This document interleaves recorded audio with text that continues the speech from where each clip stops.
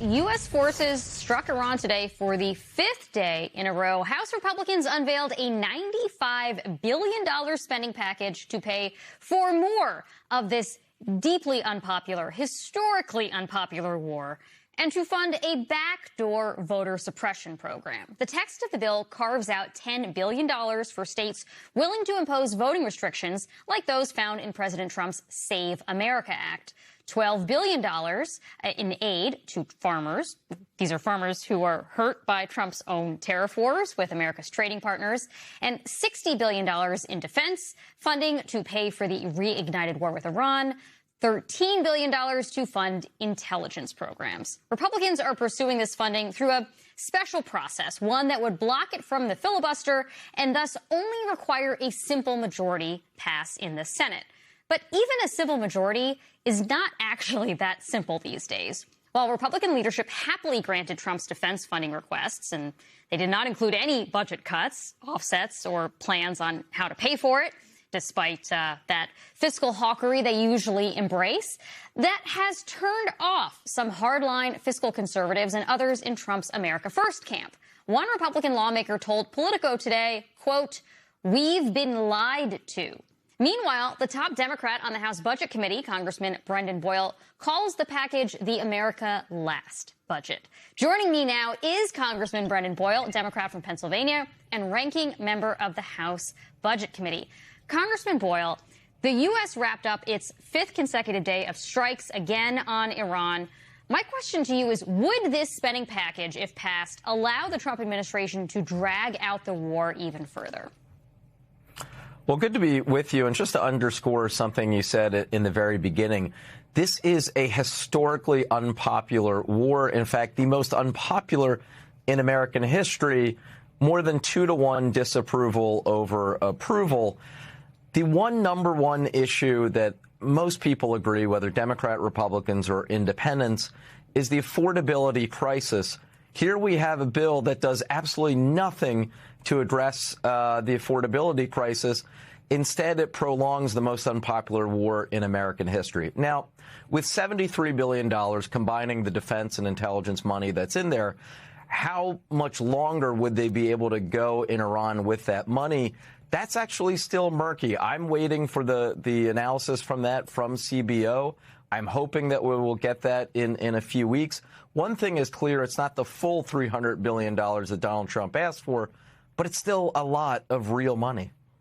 The spending package also includes some money, as you can see on the screen, for elements of the SAVE Act. So is this a way of basically passing the Save America Act, that voter suppression bill, without actually passing it? It's a quasi-backdoor SAVE bill by financially incentivizing municipalities and states to do the bidding of this administration. I think it would actually have limited effectiveness. Will it be enough to buy off the sort of MAGA Republicans who they need in Congress to vote for this? That it remains to be seen. What do you expect the $10 billion in election-related measures that are in this bill to actually fund? Well, one of the problems that we've had over the last 48 hours is getting any details whatsoever on this piece of legislation, because one of the quirky things about reconciliation, it's this prolonged multi-step process. In the very beginning, which we're kicking off tomorrow morning with the Budget Committee markup, the majority can get away with answering some of these questions. I have a feeling, based on reporting right now, they're telling one group of their members one thing, and they're telling another group of their members something different. We will see the next iteration once some of this gets fleshed out, and we see what the spending cuts will be, because, oh boy, that's going to be real trouble when you think about the fact that they just cut over $1 trillion from health care of the American people, as well as nutrition assistance last year. Are they really going to double down on that with even more health care cuts to come? Well, if they don't cut those other things, at least they can rely on some magic math or fuzzy arithmetic to help them. In fact, the Committee for a Responsible Federal Budget pointed out in a report today that there was some suspicious arithmetic in this resolution, saying that While the budget does appear to target reducing deficits significantly, it relies entirely on unspecified savings. The largest pot of savings comes from, quote, government-wide savings, unquote, which totals $3.4 trillion in spending cuts over the next decade. None of those savings are allocated to any particular budget function or committee. So I guess my question is, isn't this a little bit like binging on a bunch of cookies and then declaring that you will lose weight through unspecified diet and exercise? Sadly, that does sound like my diet plan. A cheesesteak a day does not make the fat go away, is something I've learned in my life. But the Republicans really, I have to give them credit. The sheer hypocrisy is remarkable. They love to wax poetic about deficit and debt and how we're bankrupting America. Meanwhile, they're just so damn good at adding trillions to the national debt.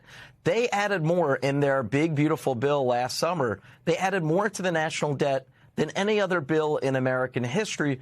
And now here they are coming back, even adding more in deficit and debt spending. It is the height of fiscal irresponsibility and, as I said, hypocrisy.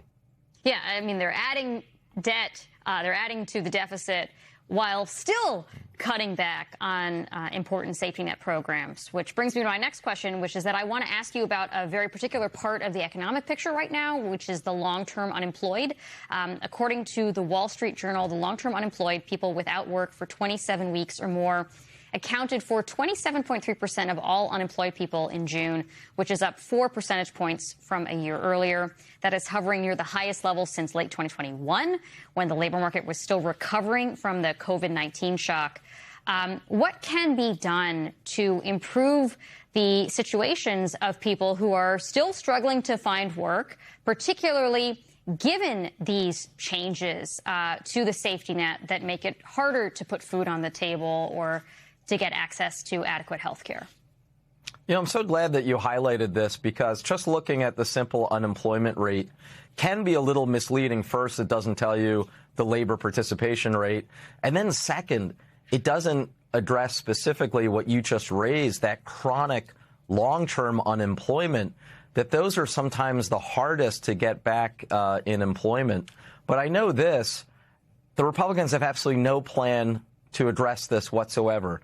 They have no plan, none. They've no plan to bring down food prices. They've no plan to bring down gas prices. They've no plan to help the long-term unemployed. Literally all they're about is tax cuts for the rich and now spending billions of dollars for an unpopular war. That's it. That's their entire agenda.